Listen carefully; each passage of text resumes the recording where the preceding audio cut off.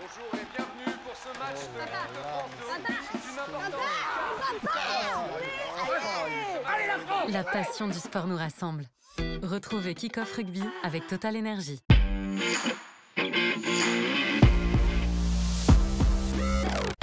Salut à tous et bienvenue dans le Kick-Off Rugby. Je suis très heureuse de vous retrouver aujourd'hui. On fait corps ensemble pour lancer ce week-end.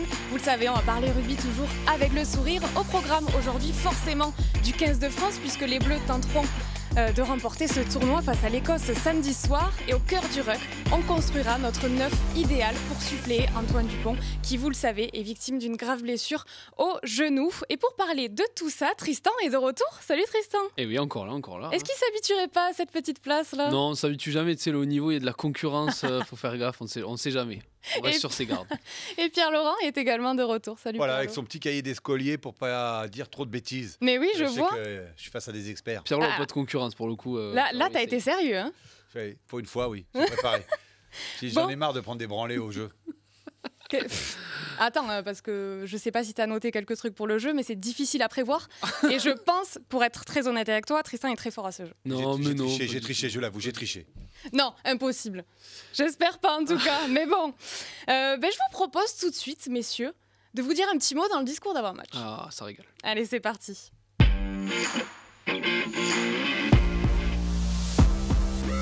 Alors je vous le dis tout de suite, aujourd'hui c'est pas un coup de gueule. Je sais ça fait bizarre mais je suis de bonne humeur. Parfois ça m'arrive. En fait j'ai simplement hâte d'être à la saison prochaine. Alors je sais, vous allez me dire mais le championnat est même pas encore terminé. Mais je suis très impatiente de voir à quoi ressemblera cette équipe niçoise une fois que le recrutement sera terminé. J'ai cru que tu allais nous parler de Narbonne. Là, que tu rêvais de Narbonne en Pro D2. Ah pas encore. Mais sur les fins, je risque d'y aller quand même sur la fin de la saison. Mais on n'y est pas encore. Donc Nice est en train de construire un recrutement rêvé, finalement. Un recrutement où il devrait visiblement rouler sur la nationale la saison prochaine. Alors, petite parenthèse pour ceux qui diraient que je fais mon oiseau de mauvais augure. Non, Nice n'est pas encore relégué mathématiquement, mais ils sont malheureusement presque condamnés puisqu'ils ont 20 points de retard sur la 15e place. Alors, je reviens à mon sujet puisqu'aujourd'hui, c'est le recrutement qui m'intéresse. Il y a d'abord eu le centre YCA, international fidjien, passé par le Stade français et Toulon. Tristan, tu le connais bien. Et ensuite, tout s'est presque enchaîné. Thomson Stringer, pilier gauche, passé par les Saracens, La Rochelle, Brive, Pau et Aix-en-Provence. Le deuxième ligne, Tyrell, international samoan, qui est actuellement l'un des meilleurs à son poste en Pro D2, ou encore le jeune ailier très prometteur Nalaga, qui se trouve actuellement du côté d'Agen. Et dernièrement, on a appris quoi ? Que Brice Dulin allait porter le maillot du stade niçois. Alors, je sais pas vous, moi j'ai du mal à l'imaginer et je trouve ça à la fois hyper excitant et complètement fou. Mais bon, je trouve ça cool aussi parce que ce recrutement XXL va permettre de mettre en lumière un championnat dont on parle encore trop peu. Et je trouve ça vraiment intéressant. Qu'importe le salaire et la façon dont le nouveau président a réussi à convaincre ses joueurs pour venir jouer à Nice, en fait, je crois que tout l'enjeu va être de réussir à construire un groupe capable non seulement de remonter en Pro D2, mais surtout d'y rester. Alors, messieurs, est-ce que ça vous donne pas envie d'aller jeter un coup d'œil du côté de la nationale la saison prochaine ? Si, mais j'ai d'abord une question à te poser. Oui. Quelle est la région où les 3/4 des Français rêvent de vivre leur retraite ? Alors, j'ai envie de dire oui et non. Alors, personnellement, moi, ce serait pas Nice. Oui et non, J'avoue. c'est pas une région. Oui et non, c'est pas une région. Je dirais la Côte d'Azur. Voilà. Voilà. J'espère juste que ces joueurs-là ne sont pas venus en vacances. En retraite, en pré-retraite sportive et profiter du climat, certes très doux, de la Côte d'Azur et des Alpes-Maritimes. C'est vrai que c'est un argument fort quand même. Ah ben c'est un argument fort et puis je pense que si Brice Dulin est honnête, et je pense que c'est une personne honnête, il l'avouera, ou peut-être pas de suite mais à sa fin de carrière, c'est un endroit rêvé pour finir sa carrière. Le cadre, on sait très bien que dans les choix, dans les décisions des joueurs, les lieux, moi j'avais discuté par exemple avec Johnny May qui m'avait dit que Angoulême, ça lui avait, il avait Nice notamment. C'est sûr que pour la retraite Angoulême. Non, mais il y a ça, il y a la relation aussi. Enfin, les endroits où vont les joueurs, c'est super important. Il y a quand tu es au meilleur de ton niveau, c'est important d'aller dans un club sportivement intéressant. Mais il y a le cadre de vie, quand tu as une femme, quand tu as une famille, etc. C'est hyper important. Et des mecs comme Brice Dulin qui n'ont plus rien à prouver au niveau, je trouve que pour eux, c'est un très très bon choix pour le coup. Alors dans le chat, on nous dit comme quoi l'île de Ré n'est pas forcément l'endroit idéal pour la retraite. Non, mais il fait froid l'hiver, alors que là au moins il fera doux. En tout cas, moi j'ai adoré l'île de Ré. Alors, je sais pas vous, mais je sais que Pierre-Loup aussi a bien aimé. Je raconte pas ma vie privée. Ça va. On peut dire qu'on allait faire un petit séjour à l'île de Ré. Pas ensemble. Pas ensemble. Non. Si la femme de Pierre-Laurent nous écoute, qu'elle soit rassurée, on n'était pas ensemble. Après, La Rochelle, c'est difficile de venir en pré-retraite. Pour le coup, ça a quand même un sacré niveau sportif. Tu peux pas y arriver en disant bon, je vais à La Rochelle. Non, mais je trouve ça quand même étonnant parce que, entre nous, je pense qu'il y a quand même pas mal de clubs de Pro D2 qui auraient aimé avoir Brice Dulin. C'est quand même intéressant. On peut taper. Mais plus sérieusement, je crois que la durée de contrat, parce que je crois que Brice Dulin voulait encore jouer plusieurs années au plus haut niveau possible et que les clubs de top 14 ou de Pro D2 qui étaient fort intéressés par son profil lui proposaient qu'un an de contrat.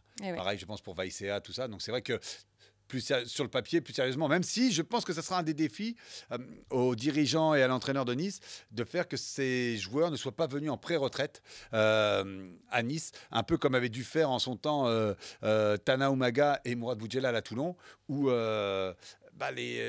pas mal de joueurs venus d'hémisphère sud étaient venus un peu aussi pour la Dolce Vita de la Côte d'Azur et de la ville. Donc il faut aussi garder que c'est un défi sportif. Ouais. On va voir ça. Mais personnellement, ce premier match, je vais aller le regarder quand même. Ça dépend de la compo. L'effectif, là, accroche. Non, mais l'effectif.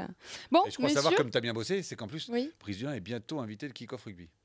Bientôt. Mais alors, je vais te dire un truc, Pierre-Lo, je tease plus les invités. Parce qu'à chaque fois que je le fais, il y a une merde. Soit il n'aime pas, soit. Donc bon, peut-être que Brice Dulin sera là. Il est fiable. Non, il est fiable. Il n'y a pas besoin de lui envoyer de message. Il est fiable. Peut-être qu'il sera là d'ici peu. En tout cas, restez connectés. Vous savez qu'on vous le dit quand on a des invités prestigieux. Est-ce que ça vous dit qu'on passe à l'actu en mêlée ? Eh ben oui, let's go. C'est parti.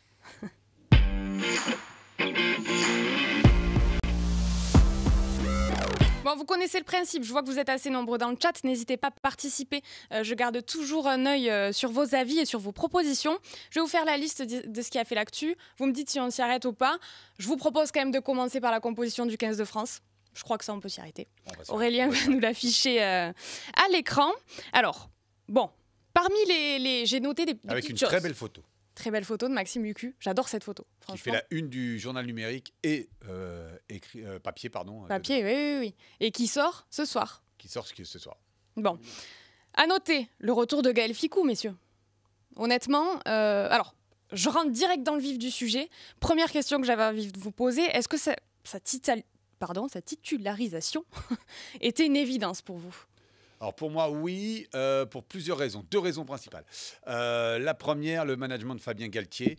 Fabien Galtier, je l'ai déjà dit plusieurs fois, même je crois ici sur ce plateau, est quelqu'un qui est assez conservateur dans ses choix, même s'il a évolué dans son management.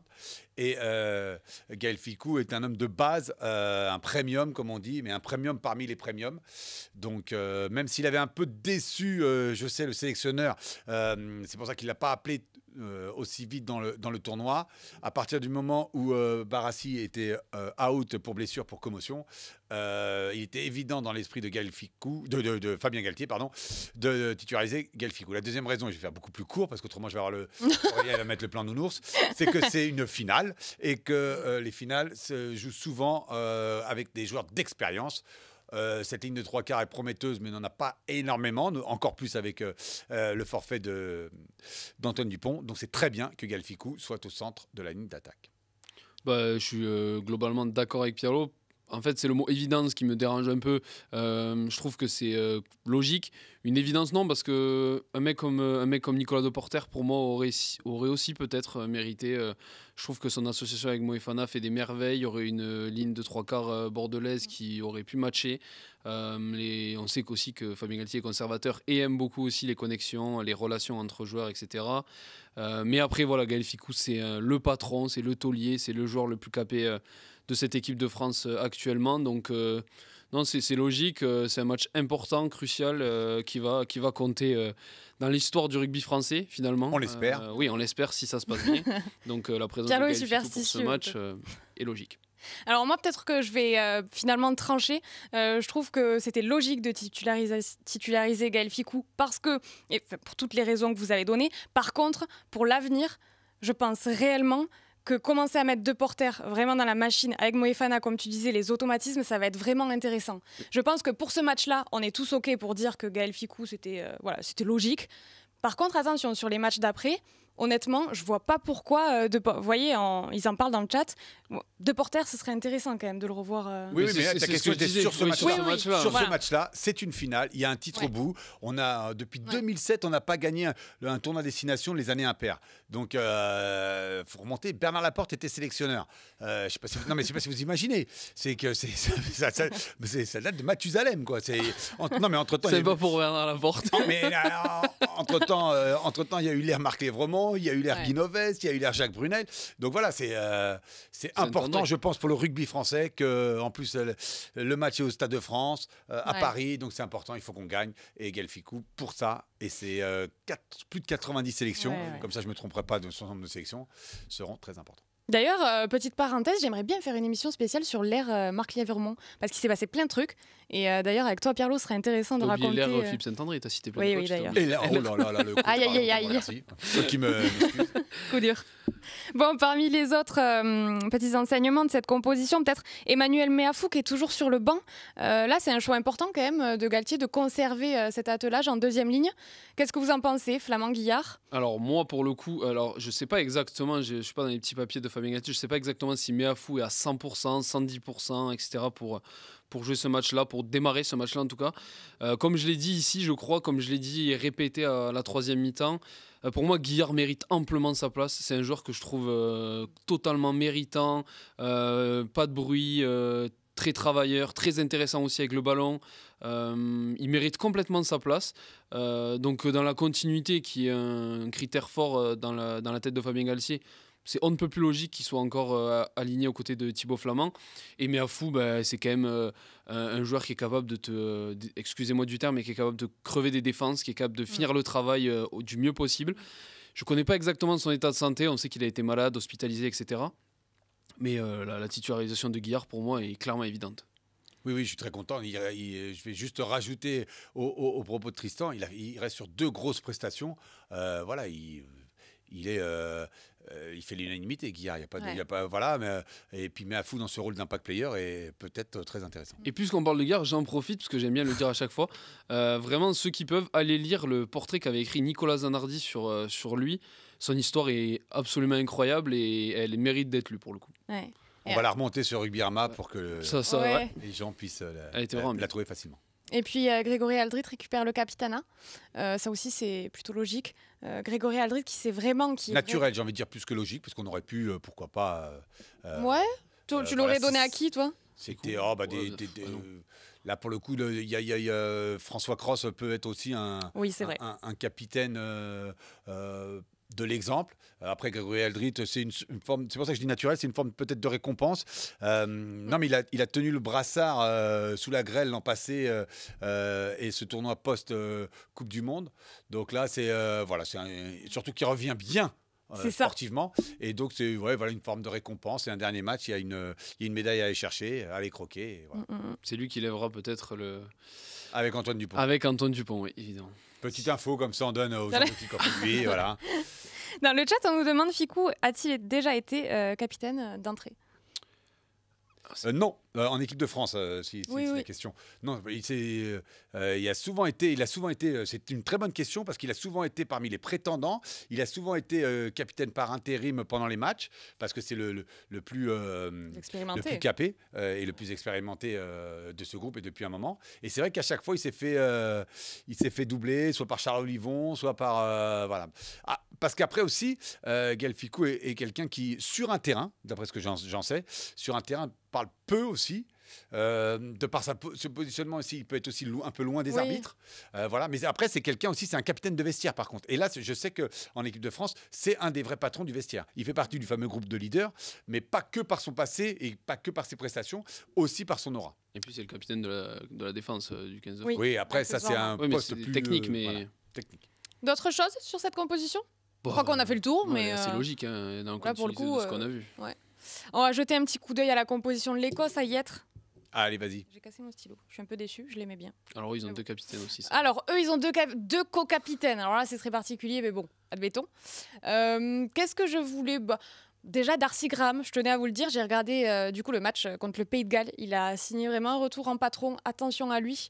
Jones, j'en parle même pas. Ce centre, il m'a vraiment impressionné. Jones, non. Si, John. J'ai envie que Finn Russell, Jordan, le 12. Finn Russell nous fasse un match à la Finn Russell. Le mauvais Finn Russell. Oui, mais le mauvais côté. Celui du Racing, où on a avec lui, on n'a jamais remporté de titre. Donc voilà, qu'il soit l'égal de lui-même, s'il te plaît, Finn. Ah, Il va falloir se méfier de Lasselle, ces Écossais. spécialiste Ce 15 a une belle gueule de trouble faite, on va pas se mentir. Ouais. Mais comme d'habitude, j'ai envie de dire, il y a des joueurs fabuleux, des mecs comme Van der Merwe. Kinghorn a annoncé qu'après le match, qui voulait gâcher la fête au Stade de France. Bon, ben, on espère que ce ne sera pas le cas du coup.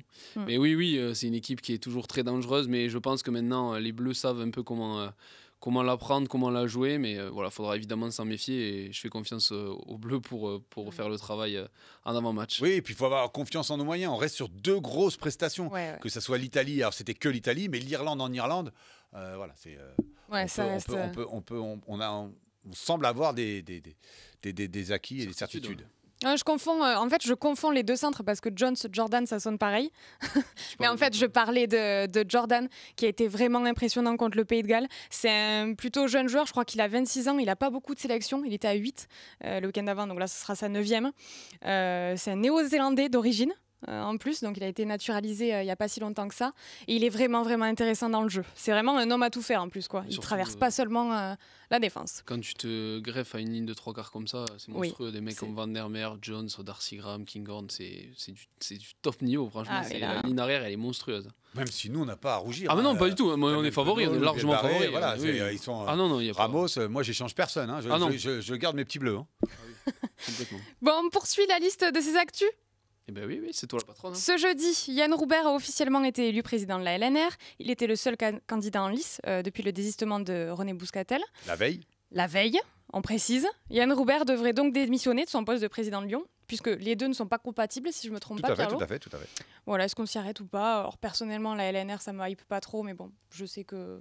C'est quelque chose dont il faut parler et Pierre-Lot est le plus à même pour en parler pour le coup, mais je pense que ça a un impact dans le monde du rugby, mine de rien, même si peut-être c'est de la politique et on ne s'y intéresse pas, mais au final ça a des conséquences sur En 2 mots, il a su faire rassembler autour de lui de manière impressionnante. Il y a eu un vote officieux purement des présidents hier dans le cadre de leur syndicat, du CPR, le syndicat des présidents de clubs de rugby professionnels. Et de mémoire, 18 voix se sont portées pour Yann Roubert, 11 voix sur le sortant René Bouscatel. Je crois qu'il y avait une abstention, non ? Il y a eu une abstention. Ouais. Un club qui s'est abstenu. Du coup, René Bouscatel a retiré sa candidature. Il était tout seul. Et du coup, ce matin, au comité directeur de la Ligue, comme tu as dit, il a été officiellement élu.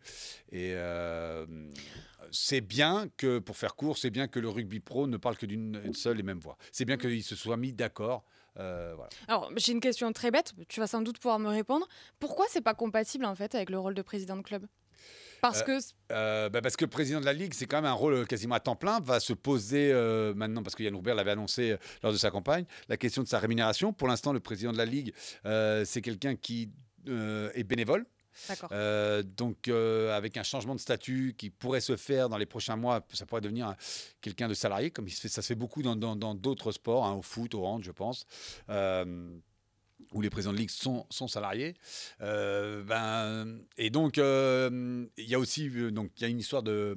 Ça prend beaucoup de temps plein. Et il y a aussi une histoire de conflit d'intérêts, forcément. Ouais. Tu ne peux pas être jugé parti, même si on l'a vu, que ce soit avec René Bouscatel, qui dans son club de cœur, le Stade Toulousain, Pierre-Yves Revol, avant lui, Castres Olympique, Paul Gauze, Perpignan, et Serge Blanco et son BO. Forcément, ils ne vont pas renier leurs racines. Mais il faut être le plus objectif et le plus neutre possible. Donc c'est bien qu'il coupe ce lien qui puisse exister. Parce qu'à Oulu, il est président salarié en plus. Oui. Donc, voilà. Mais donc du coup, il va bien lui falloir... Enfin, désolé, c'est très technique, mais il va bien lui falloir une rémunération. Mais c'est pour ça. Alors, il va bien lui falloir une rémunération. Donc c'est pour ça qu'il avait annoncé qu'il souhaitait lui, parce qu'il justement, il n'a pas de richesse pour vivre seulement d'amour et d'eau fraîche. Quoi. Et donc il va possiblement proposer au club de passer, à un président salarié. Et ce qui pourrait être rigolo, c'est que si jamais les clubs refusent, après l'avoir élu, refusent dans quelques mois le fait qu'il y ait un président salarié à la Ligue, ça va être ça serait très bizarre, sachant qu'il l'avait annoncé avant de... Ce serait bizarre que les clubs se rétractent alors... Oui, mais il n'en a pas fait une condition à son élection. Quand il a senti que ça provoquait quelques hicks, il n'a pas fait la question de la rémunération une condition de son élection. Donc, en théorie, il peut aussi être simplement président bénévole. Dans les actus en mêlée, j'ai noté un bizarre. Alors ça m'a surprise. Didier Retière, actuel directeur du développement de l'ASM, alors, je ne sais pas vraiment ce que c'est, mais bon, admettons, devrait rejoindre la Fédération française de tennis pour devenir le directeur technique national. C'est d'ailleurs un poste qu'il avait occupé au sein de la FFR entre 2014 et 2022. Pourquoi ? On ne sait pas, mais... Très bonne question. Alors si on en sait un peu plus, parce que c'est vrai que ça pose question, parce que Didier Retière, qui en plus est un ancien première ligne, donc avec un fixe certes imposant, non mais pas du... T'es en train de dire quoi là ? Non mais c'est pas l'archétype du tennisman. Voilà. Ouais. Et donc on peut penser qu'il n'a jamais joué au haut niveau au tennis. Et donc nous au rugby, ça nous choque que le DTN soit pas issu du haut niveau de notre sport. Mais après, la Fédération française de tennis cherchait à quelqu'un qui est capable de mettre en place une politique sportive. Et là, pour le coup, Didier Retière, et c'est pas parce qu'il est passé dans sa jeunesse au Racing que j'en dis du bien, mais c'est quelqu'un. Permets-moi d'en douter quand même. C'est quand même quelqu'un de compétent qui a su mettre en place, notamment aussi à la Fédé, une politique sportive vis-à-vis des jeunes. Si on a des bons résultats avec les moins de 20, d'abord les moins de 21, puis les moins de 20, il a fait partie des pionniers de ceux qui ont su structurer la fédération pour former nos jeunes. Il a tenté... alors, c'est pas franchement un succès, cette mission, non, mais à Clermont, c'est vrai que, voilà, c'est pas non plus un échec. Et puis, voilà, il a eu cette opportunité et a priori, il va être DTN de la Fédération française de tennis. Mais c'est pas le premier rugbyman qui a été débauché par d'autres sports. Ouais. Je vous rappelle que Philippe Bernat-Salle, ancien élite du 15 de France, qui avait fait un grand chelem chez les élites, c'est-à-dire qu'il avait marqué à chaque match du tournoi Destination, a été président de la Ligue de hand. Ah ouais. T'as révisé tes stats, hein? Oh, c'est culture. Ouais, on va dire. Il est modeste. On passe côté transfert. Allez, j'en ai quelques-unes là, et puis après, on passera à la suite. Vous me dites si on s'y arrête ou pas. Hein, vas-y, parce que là, on s'arrête sur tout, mais le Leinster a confirmé la prolongation de Rabah Slimani. C'était pas besoin de s'y arrêter, c'était dans l'air, dans les tuyaux. On est d'accord. Dans l'air, très bon. Le retour d'Anthony Boutier à Vannes. C'est acté, ça y est. À l'issue de la saison, donc 32 ans, Anthony Boutier. Il va quitter Montpellier, où il vient de passer 6 saisons quand même. Avec la prolongation de Gorissel, le capitaine, qui pourra rester lui aussi, même si Vannes descend. Petite info exclue du milieu olympique, quand même. Merci. Il donne des exclus à kick-off, ça c'est génial. Cool. On va le prendre plus souvent, hein, celui-ci. Anthony Boutier. Il est déjà passé par Vannes. Oui. Voilà, il va finir ça. Il va finir sa carrière à Vannes. C'est pas mal aussi en guise de preuve. Je crois que. Moi, je préfère voir un Anthony Boutier qui revient à Vannes, voilà, qui va jouer en Pro D2, que un Brice Dudek à Nice. Il y a beaucoup de retraités, le Morbihan. Oui. C'est joli. Mais il paraît que c'est pas mal la Bretagne. C'est très joli. Notamment le Morbihan, c'est très joli. La Bretagne. Bon, sous-côté. Bon. Qu'est-ce qu'on a ensuite ? Laurent Travers officialisé à Bayonne. Bon, ça... Voilà. Seule question que j'avais peut-être. Et que Pierlot va peut-être pouvoir nous répondre vu qu'il nous donne plein d'exclus là. C'est le moment là, faut que j'ouvre le tiroir. Quel va être le nouveau rôle de Grégory Pata ? Très bonne question.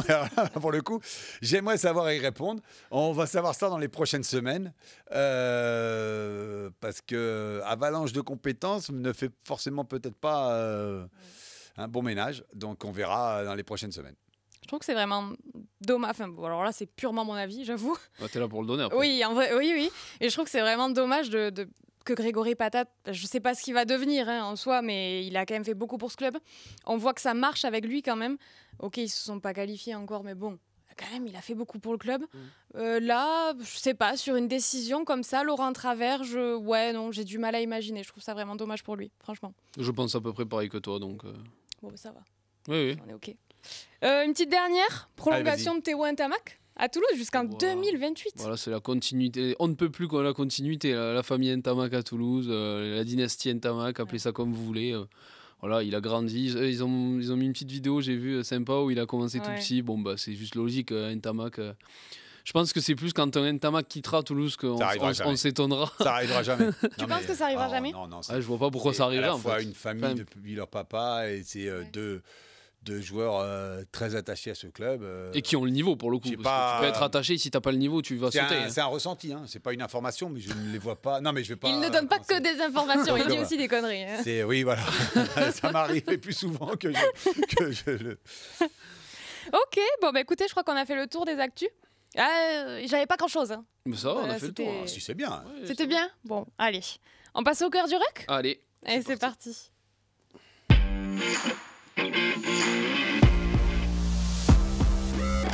J'ai cru qu'on avait été trop loin et qu'Aurélien s'était un petit peu assoupi là, qu'il allait pas me lancer le jingle. Il m'a fait une petite frayeur. Alors, je vous fais le point, je vous fais le topo. Aujourd'hui, je vais essayer de vous encadrer pour qu'on parte pas trop dans tous les sens. Parce que sinon, vous savez, on y est là jusqu'à demain. Ah, Surtout avec Pierlot. Ouais, voilà, Tristan et moi, ça- Donc cette semaine, on ne pouvait pas passer à côté du sujet Antoine Dupont. Donc je l'ai dit tout à l'heure, face à l'Irlande, le demi-mêlée capitaine du 15 de France a été victime d'une rupture des ligaments croisés du genou. Il sera donc absent au minimum 6 mois. On sait que c'est en général un peu plus pour une bonne rééducation. Étant donné qu'il faudra faire sans lui, on s'est dit... Est-ce que ce serait pas intéressant de créer notre 9 idéal? Alors, on a sélectionné plusieurs catégories. Tristan et Pierlot, chacun votre tour, vous allez donner vos arguments. Dans le chat, n'hésitez pas aussi à participer, je leur ferai part de vos remarques. Il y a 8 catégories. On va commencer par la vitesse. Donc, je me suis bien exprimée? Tout On à fait, très compose bien. notre 9 idéal. Hein, avec Et on n'a pas le droit de mettre Antoine Dupont. Eh non, Sinon, on le c'est mettrait pour souvent. le suppléer. Et donc, si j'ai bien compris, le 9 idéal aura un petit bout de. Un petit Exactement. bout d'eux, un petit bout d'eux, voilà, exactement. Ça va. Je m'étais bien exprimée. C'est bon. Tristan, on commence avec la vitesse? La vitesse, qui est un atout assez important pour un 9 moderne. Je vois ton sourire là, je sens. Non, pour le coup, je suis allé sur... oui, parce que je sais qu'on va me... Enfin, pas me traiter, mais on va me cataloguer Baptiste Serein dépendant. Non, là, pour le coup, j'ai mis un autre Baptiste. J'ai mis Baptiste Couillou, qui pour moi est un joueur très intéressant, balle en main. Voilà, il a de la vitesse. J'ai souvenir, pour le coup, j'y étais au Vélodrome finale de Challenge Cup contre Toulon, où il avait fait un match monstrueux. Il avait fait... parler sa vitesse et en réel ça m'avait encore plus marqué, donc voilà, je voulais y citer. Au-delà de la vitesse, c'est un joueur extrêmement explosif qui est capable de casser des lignes de défense, de casser des plaquages, donc je pense que sur ce secteur là je le mets à lui et je pense qu'il peut m'apporter dans ce secteur là pour faire mon petit 9 idéal. Il aime les Baptistes. Non, j'aime tout le monde moi, donc au final Allez, Pierre. Moi, mon choix s'est porté sur son ancien entraîneur, Pierre Mignoni, parce que avant d'être un coach à l'autorité certaine, c'était un 9 à la vitesse supersonique. C'était il avait une vitesse de course, Pierre, très rapide, qui a fait fureur à Béziers, à Clermont et à Toulon aussi, jusqu'à la fin de sa carrière. C'était un 9 aussi, à la fois éjecteur, mais à la fois aussi quand il avait le ballon, il avait une sacrée vitesse de course. Ok, je note. Alors, vous savez quoi dans le chat? Dites-nous, écoutez bien, et à la fin, vous trancherez. Je vous laisserai un petit peu qui de a le temps. meilleur 9 Ouais. des deux? Qui a le meilleur C'est 9? pas mal ça. Ils trancheront. Le plaquage. Alors le plaquage, pour moi ça a été le plus dur à trouver, j'ai vraiment galéré et j'ai pensé à Maxime Macheneau, que je trouvais, c'est un mec très trapu, très dur sur l'homme. T'es pas d'accord avec moi? Non, pas trapu, non, parce qu'il est assez grand. Non, il est Non, mais il est, Ah, il est alors, costaud. ouais, mais Il a enfin, les imposant, pas Il a- trapu, le mot était mal Trapu choisi, dans le mais sens où il a les Ah, mais on trapèzes peut qui dire arrivent aux oreilles, quoi. bien gaulé, bien Oui, gaulé. voilà, en plus. extrêmement Bien gaulé. En plus, imposant. vous qui aimez les réseaux sociaux, on le voit Ah toujours. oui. vous qui aimez les réseaux sociaux donc. Oui. Non mais Parce que Pierlot, pas du tout. Pas du tout, moi je suis pas branché du tout. Tous les jours, c'est des posts Facebook, voilà, et pas du tout branché. non mais ouais, trapu c'est pas le bon mot, mais imposant, solide et qui résiste évidemment très souvent à l'homme. On pouvait le mettre un peu dans cette catégorie de presque 9e avant, même si il jouait pas dans les molles, etc. Mais sur la défense, il savait très bien se placer, c'était efficace au plaquage. Donc je vous avoue, j'ai galéré à trouver, mais pour moi c'est celui qui peut m'être le plus utile dans ce secteur-là. Même s'il peut déraper, on a souvenir d'une finale au Camp Nou où voilà, sur le plaquage, je lui demanderais d'être vigilant et de pas retourner ses adversaires comme il avait pu le faire avec Matt Et- Guido. Qui en avait rajouté des tonnes. Il avait été exclu en tout cas, Maxime Macheneau. Je lui demanderais de ne pas être exclu dans mon équipe. Alors moi, non, ça a été parmi les différentes catégories le choix le plus facile parce que c'était ouais. un des gros points forts, Frédéric Michalak, qui mettait des cartouches sur cartouches quand il jouait 9 et même quand il jouait 10, tu me diras. Voilà, c'était parce que maintenant il est entraîneur. On connaît ce côté fantasque, son talent offensif, tout ça, mais c'était un gros cartoucheur. De toute façon, pour s'imposer en équipe de France, du temps de Bernard Laporte, il fallait d'abord aimer avoir les épaules qui chauffent. Moi, j'ai mis Michalak, mais pas à cet endroit-là, donc on verra plus tard. Dans le chat, on nous dit je choisis Aaron Smith. Alors, je ne vous ai pas précisé, mais on met que des Français, puisqu'il est censé pouvoir suppléer Antoine Dupont. Et donc, parler français à nos gros. Oui. Parce que je suis pas sûr que nos gros, si on en parle anglais... Ah oui, ils parlent pas tous anglais, effectivement. La prochaine catégorie, c'est le jeu au pied, Tristan. Alors le jeu au pied, j'en ai 2, mais j'en ai privilégié un. J'ai mis Maxime Lucu. Alors ça dépend de ce qu'on entend par jeu au pied aussi. Est-ce que c'est dans le jeu au pied courant ou est-ce que c'est dans le tir au but? Pour le coup, Maxime Lucu sait faire les deux. Dans les sorties de camp, je trouve qu'il s'est amélioré terriblement. C'est son gros point fort. On le voit avec l'UBB. Il est vraiment excellent pour dégager son camp. Et je remercie Romain avec qui j'ai fait des recherches. Cette saison, dans le tir au but, il a 89,5%, ce qui est quand même assez stratosphérique comme avec pourcentage avec l'UBB. Ouais. Du coup, en 19 tentatives, il a ce pourcentage-là. Donc je trouve qu'il est assez complet. Et donc pour le pied, le pied de manière générale, jeu au pied courant et tir au but, je prends Maxime Lucu. C'était mieux avant. Dimitri Ashvili. C'était celui que j'avais en dessous. C'était mieux avant. Dimitri Ashvili, le maître. Celui qui nous a fait gagner juste par son pied en Angleterre à Twickenham une année. Voilà. Je ne vais pas en faire des tonnes. Il est consultant pour France Télé. Ouais. Mais il avait un jeu au pied sans équivalent. Personne ne lui arrive à la cheville. Même Antoine Dupont, c'est un des secteurs où il y a vraiment match avec Dimitri Ashvili. Attention, Dupont dans le jeu au pied courant, c'est monstrueux. Ouais, pied droit, pied gauche, c'est monstrueux. Yashvili, c'était très fort aussi. Et d'ailleurs, du coup, je l'avais mis en dessous. Mais pour préciser aux gens qui nous regardent, on a fait un peu un débat générationnel, un choc générationnel. Tu as pris les gens que tu as vu jouer. Et moi, j'ai pris les gens que j'ai vraiment vu jouer. Donc, c'est pour ça aussi que j'ai préféré. Maintenant, je regarde plus les matchs, je dors. Mais si, mais du coup, c'est plus ta génération. Et du coup, oui, Yashvili, notamment, qui a mis un drop, je ne sais pas si vous vous souvenez, contre le Stade français à Aguilera. Un monstrueux drop de 40 mètres excentré.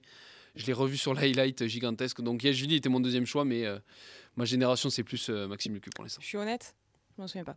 Oui. La qualité de passe. Alors ça aussi, on a mis du temps à catégoriser. J'allais dire à catégoriser cette catégorie, mais bon, c'est un peu ça. À cibler, parce qu'en fait, on avait ciblé la rapidité de libération. Mais c'est vrai que ça se rejoignait un petit peu avec les autres secteurs. Donc là, la qualité de passe globale. Je marchais un peu sur les plates-bandes de Pierre Lot, même si je pense que tu prends un peu encore avant. Moi, je mettrais Lissalde. Là, vraiment, c'est du pur sentiment de quand j'étais petit, que je le voyais jouer. J'ai souvenir que c'était un mec qui animait hyper bien, qui déplaçait le ballon, qui suivait les rucks, etc. Donc moi, je mets Lissalde. J'avais mis le Garec aussi, mais je reste sur Lissalde. Okay. J'ai failli mettre le Garec, et puis Judith Soula m'a soufflé le nom de Jérôme Gallion, et j'avais envie de garder ce côté vintage dont parlait Tristan. Voilà. Et donc c'est vrai que Jérôme Gallion, le Toulonnais, avait une très belle passe, notamment une très belle passe plongée. Après, c'était une époque où, qui me pardonne, ils avaient 3 passes à faire dans le match. Donc, ça n'existe plus d'ailleurs. C'est quand la dernière fois que vous avez vu une passe plongée c'est dommage. Parce que ça ralentit quand même un peu le jeu. Ouais, mais c'est quand même super. Note artistique 10 sur 10. C'est important. Oui, parce que si vous avez regardé l'émission de la semaine dernière, vous le saurez, Tristan est partisan d'un jury pour attribuer des notes artistiques. Bon, là, c'était sur les essais. Mais pourquoi pas sur les passes, tant qu'à y être. Faut tout noter. Laissons, mettons des artistes un peu sur les terrains. Je crois que tu regardes un peu trop dans Star. Le leadership.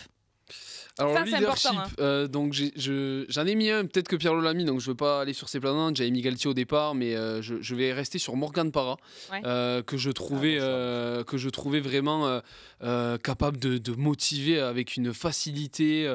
Tout le monde était derrière lui, tout le monde l'écoutait. En 2017, par exemple, j'ai souvenir à la finale, il est monstrueux. Donc voilà, et j'avais noté que Benjamin Kaiser avait dit de lui...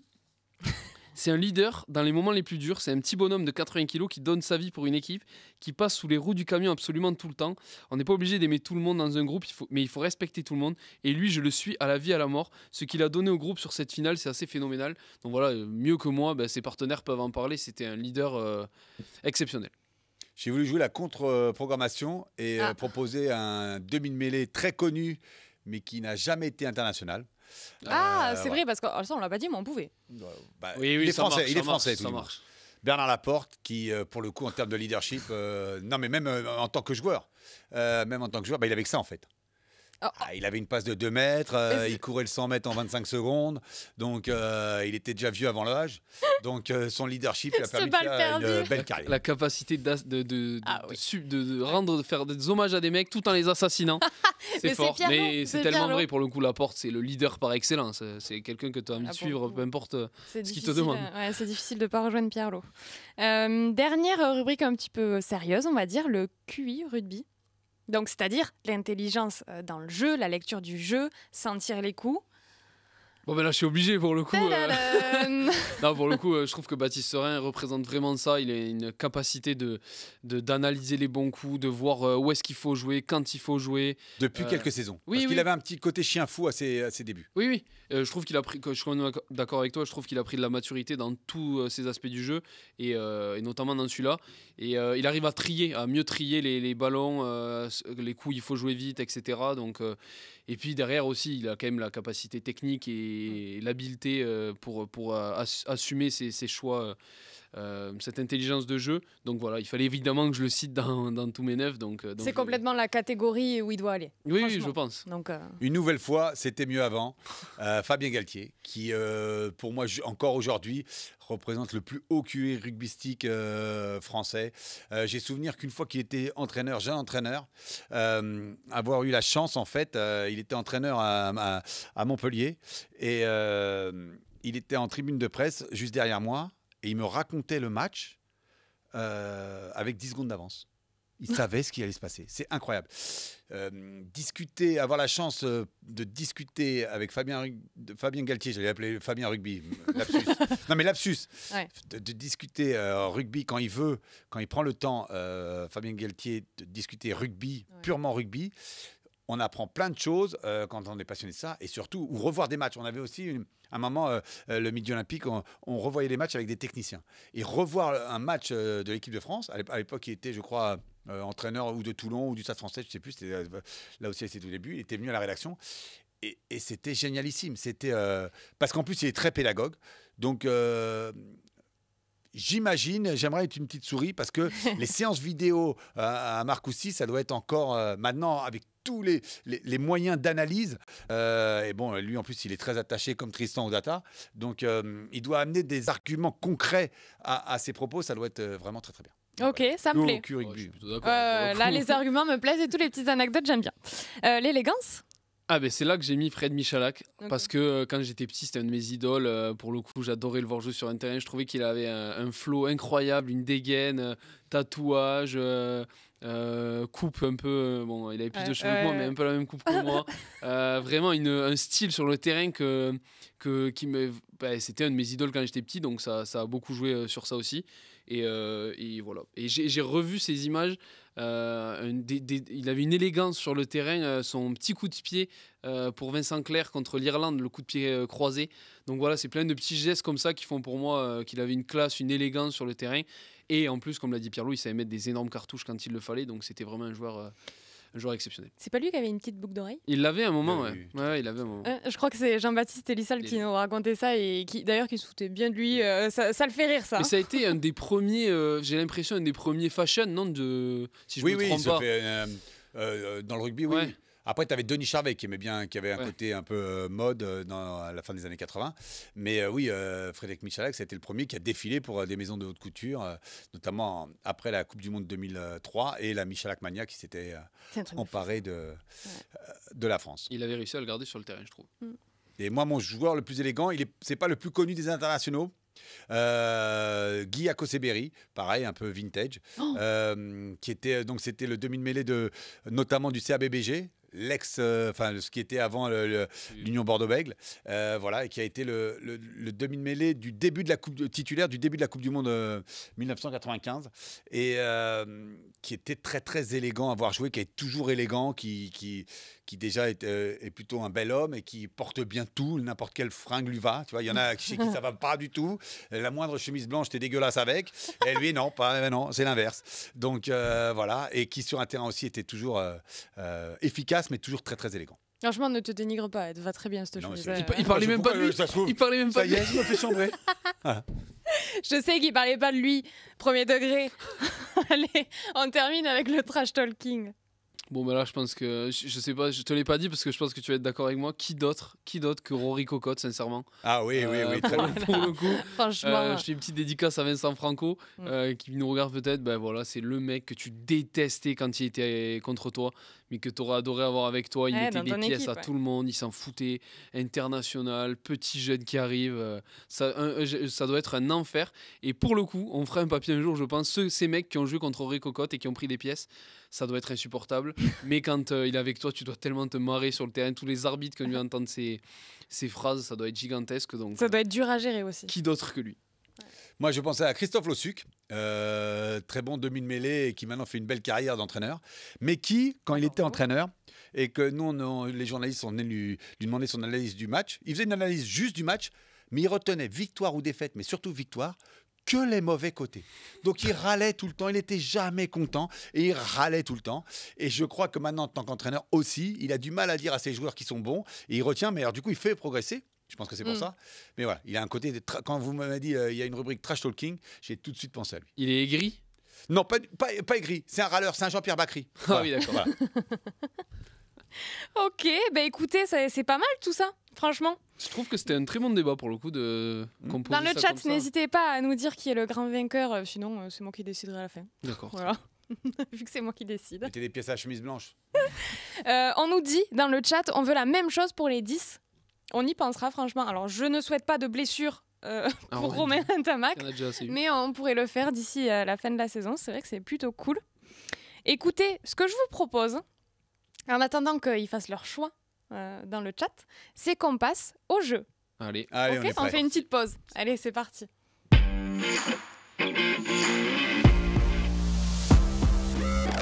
Alors, je vous le dis, aujourd'hui, j'avais envie un petit peu d'innover. Alors, d'innover, entre guillemets, parce que c'est un jeu très connu. Mais je voulais faire quelque chose qu'on n'avait jamais fait encore.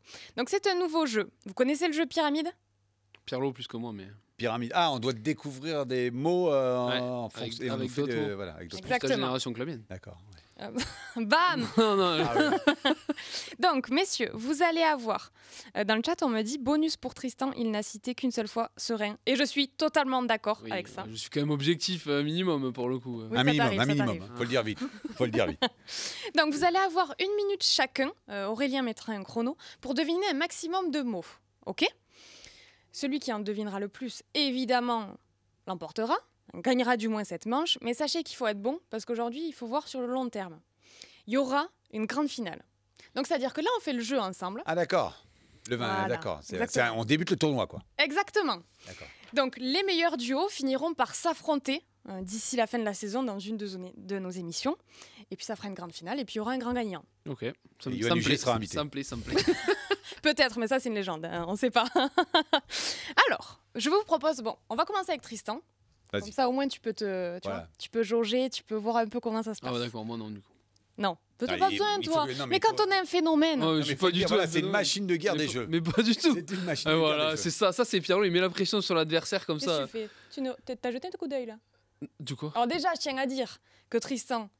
Il a vu le premier, j'ai dû changer les premiers. Oui, mais je suis 100% honnête. Ah, merci. Vrai. Ça va. Moi, j'aurais rien dit. Ben voilà, voilà. Attention, on se tient prêt parce qu'on lance le chrono qu'une fois. Après, c'est un petit peu relou pour Aurélien de le couper et de le remettre. Je vous préviens pour Pierlot qui dirait ah non, il est parti. On peut pas faire tôt. un petit test avec n'importe quel nom pour montrer à Pierlot? Non, on fait pas de test. Ah d'accord, super. Pour me montrer à moi aussi du coup. Non, allez, si vous voulez, on fait un test. T'as un mot en tête? Non, j'ai pas non, en plus j'ai pas de mot en tête. D'accord, très bien. Bon, allez, on y va. C'est pas compliqué. Comme si des Pierlot. D'accord. Ok, Aurélien, t'es prêt? Top chrono. J'allais dire le nom. Joueur. Homme. Toulouse. Ntamak. 15 de France. Flamand. Arrière. Ramos. Arbitre. Ruiz. Coupe du Monde. Wayne Barnes. Quart. Ben O'Keefe. Club. Van. Europe. Leicester. Top 14. Bordeaux. L'autre. La Rochelle. Jeu. Kick-off. Contact. Rugby. A13. Choc. Commotion. On passe. Club. Van. Pro D2. Angoulême. Historique. C'est Brive. magnifique que tu rappelles. Lot. Van. Lot. Ah, Lot, Agen. Mais c'est pas Lot, Agen, c'est Lot-et-Garonne. c'est Lot-et-Garonne. Oui, bon, mais il faut dire ok, qu'un mot. oui, c'est normalement. vrai, pardon. Ok, arbitre, Ruiz, outil, Sifflet, pilier, Baye, humour, Califano, Angleterre. C'est Marleur. Non. Ah, on le prend sur le gong. On prend Marleur sur le gong. Ça aurait Ok. été rigolo que quand c'était Van, qu'elle te le dise Pro D2, tu redises Van. C'était un scoop. J'ai fait combien? Là, t'es à 7. Donc, j'ai donné pas... Je vous ai pas induit direct vers le truc. tu vois. C'est dur, hein. C'est dur de. dur, hein. Ah, tu En peux- fait, En fait, je te c'est donne sous pas la de suite, pression. mais oui. C'est sous la pression. Ok, Pierre-Louis, est-ce que tu es prêt? Oui, alors je pense qu'à mon âge, forcément, mon circuit de neurones va moins vite que celui de. Oui, mais t'as de quand même Tristan. qu'une minute. Ah bon, d'accord. Aurélien, est-ce que tu es prêt? Top chrono. Toulouse. Hugo Mola, Ouvreur. Ntamak. Arbitre. J'ai gagné Ntamak, c'est Oui. Ntamak Oui. Ah oui, c'est un autre mot. Arbitre, Alexandre Ruiz. Patron. Joël Juge. Club. Racing. Gironde. UBB. Lancé. Touche. Club. Racing. Pro D2. Pas Racing. Grenoble. Sapiac. Montauban. Jeu. Mêlée. Ovale. Ballon. Ouvreur. Ntamak. Irlande. Sexton. CRC. CRC. Isabelle Turburu. L'autre. Je sais plus comment elle s'appelle. La femme de Yann Delay, je sais pas comment elle s'appelle. Bon, on passe. Ouvreur. Ntamak. Basse. Basse. Finn Russell. Stade. L'Arena. Oh, j'ai pris Je une voulais qu'on y tempête. arrive à celui-là. J'ai pris une tempête là. Narbonne. Parc des sports et de l'amitié. Oui. Donc ça fait 9. Et tu l'as compté le parc des sports du coup? Non. Mais non. Oh, j'ai pris une tempête. Ah, la coup dure pour Tristan. Pierre-Lot a gagné. Ouais, mais ça, comme Il faut le d'habitude. dire quand même. Bien joué. Comme hein. d'habitude. Bien joué. Très bien joué. T'as mis une accélération. Ah oui. Mais Il y a eu parce de la qu'en chance, fait, il y en a eu alors, un, T'as deux, c'est trouvé peut-être- des trucs en deux. c'est peut-être plus dur de commencer en fait. Non, je pense Parce pas. qu'après, c'est un La système qui mécanique, se met en ouais, route. peut-être, je vois. Non, Et il a puis, bien joué, bravo lui. Il y a le duo aussi, peut-être que j'ai choisi des mots plus compliqués pour toi, que j'étais plus en route là, enfin tu vois. Mm. faut- Non, mais après, Après oui, j'étais non, avantagé parce que n'enlevons rien à la victoire de Ma mamie Pierre-Loup. regardait l'émission présentée par Patrice Laffont, donc ça m'a. Je me suis rappelé du mécanique. Mais vous savez que ça a été relancé. Ah bon Non. Le même style, parce que moi je suis tombée dessus sur France 2, là, je me dis mais qu'est-ce que c'est ça? Mais Et c'est je me vraiment suis dit, marrant mais comme c'est jeu, génial en fait. Ça passe bien. Voilà. Bon, on verra ce que ça donnera pour la prochaine manche. Messieurs, je vous propose que pour terminer cette émission, on se lance dans les pronos. Classique. Allez. Classique. Allez, c'est parti.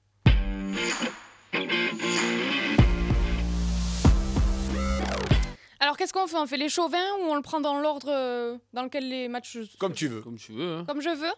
Allez, alors, ce week-end, le tournoi Destination 2025, donc la 5e et dernière journée, hein, on précise, c'est ce week-end ou jamais qu'il faut regarder. Ah oui, oui. Attention, il n'y a que ça à regarder. Il n'y a ni top 14, ni Pro C'est D2, vrai. ni National 2, ni Fédéral. Hein. Ouais, non, mais c'est vrai. Donc, pour le coup, vous avez que ça à faire, vous n'avez pas d'excuses. Si, il y a fédéral ce week-end. Non, je crois pas. Ou Que peut-être des matchs de retard. Des matchs en Ah, retard. c'est des matchs en retard, Ouais, oui, ouais. parce que mon club joue, c'est pour ça. Ouais, voilà. Chauvin. Mais bon, dès qu'il tombe 3 gouttes, on joue pas à Villeuf. Hein, voilà. Italie-Irlande, c'est samedi à 15h15. Bon, difficile de pronostiquer une victoire de l'Italie. Ah, je te laisse faire hein, si tu veux, mais non. non.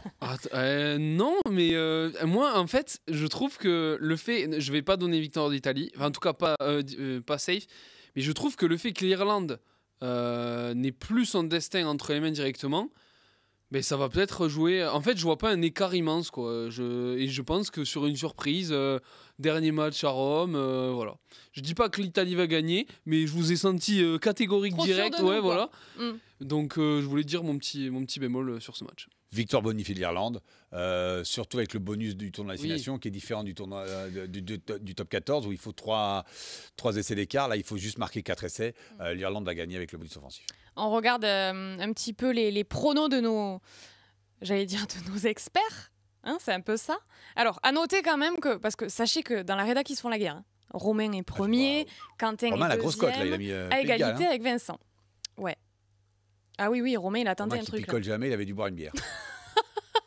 Bon, en tout cas, tout le monde se rejoint sur l'Irlande. Bonus offensif Oui. pour l'Irlande, bon voilà. Avec moi, visiblement. Alors, ce Galles-Angleterre qui se jouera donc dans la foulée, hein, tous les matchs se jouent dans la foulée, là ce sera à Trop bien, 17h45. la journée va être incroyable. Ouais, ça va être vraiment cool.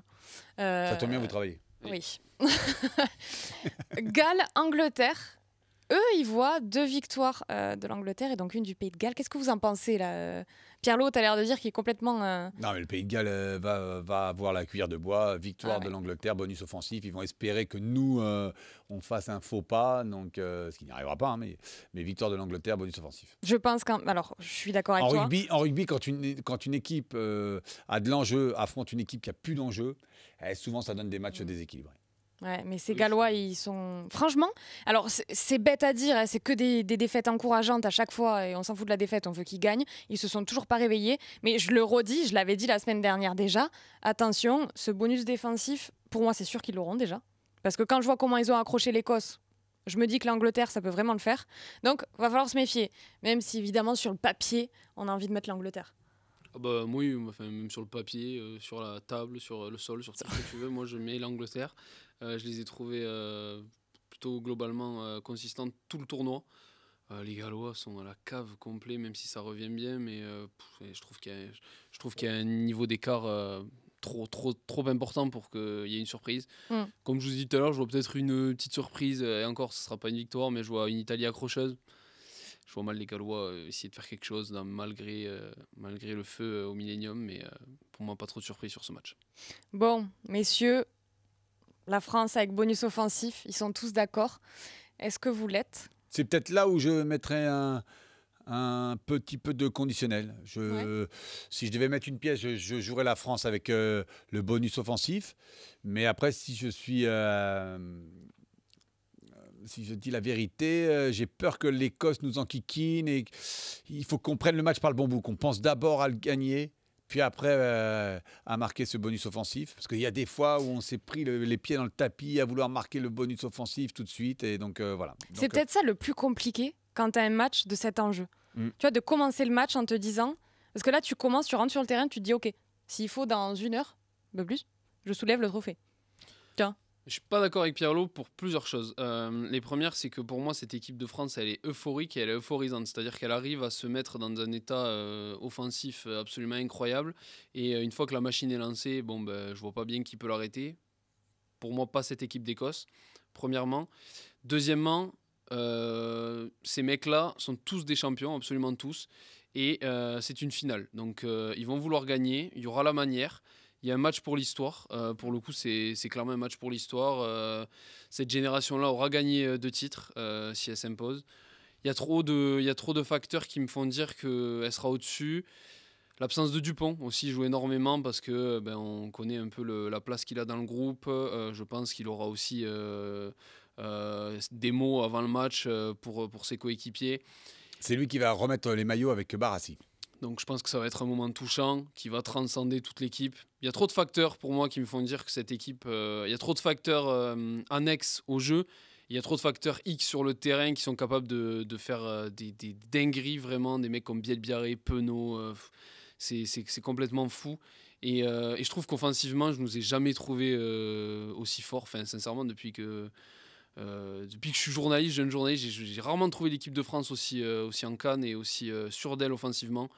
Donc je vois pas de surprise et je suis complètement d'accord avec mes 3 potes, bonus offensif pour la France. Et en comparaison, Pierre-Lot, serait intéressant, toi qui as quand même connu plus longtemps l'équipe de France, est-ce que tu rejoins l'avis de Tristan ? Oui, cette génération, je suis d'accord avec ce que dit Tristan. Bon voilà, j'ai quand même une petite interrogation sur le bonus offensif, que j'espère qu'ils vont lever après le premier quart d'heure. Ça veut dire qu'ils auront pris le match par le bon bout. Mais oui, je suis d'accord avec Tristan. Mais cette jeune génération qui sait faire, sauf en équipe de France, quoi. Là, on n'a gagné qu'un tournoi pour l'instant. C'est pour ça. Il y a trop de... C'est trop un match pour l'histoire, c'est trop un match important alors que tu as fait le plus gros, tu es allé gagner à la Viva, tu peux pas te saborder chez toi au Stade de France, c'est pas possible. Et en même temps, vous me direz c'est tellement français, mais j'ai envie de vous dire que non, pas avec cette génération, pas avec ces mecs-là. C'est trop fort et c'est trop fort offensivement pour ne pas avoir un bonus offensif. Ils vont l'avoir sans même s'en rendre compte pour moi. Ils vont tellement jouer, tellement envoyer du rugby de partout qu'on va arriver à la mi-temps et on l'aura déjà...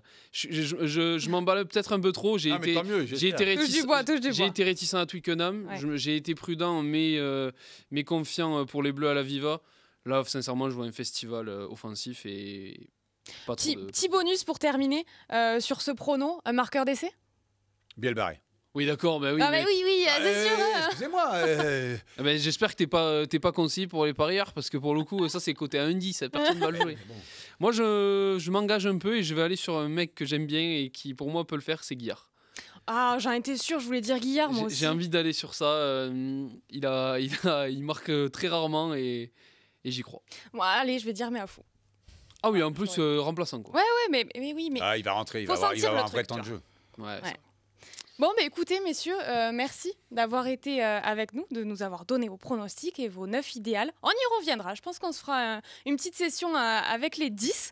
Merci à tous de nous avoir suivis. N'oubliez pas, on a un replay sur Rugbyarama, sur YouTube, sur Via Occitanie, ainsi que sur toutes les plateformes de podcast. N'hésitez pas, c'est toujours intéressant d'avoir vos retours. Juste est également là. Il s'appelle toujours comme ça d'ailleurs. Bien sûr qu'il s'appelle Juste et il vous dit au revoir à tous. Merci de nous avoir suivis. N'oubliez pas, la semaine prochaine, on se retrouve. Même rendez-vous, même heure. Pas de piège. On sera toujours là, avec le sourire, bien sûr. Merci encore. À très vite. Salut. Oh,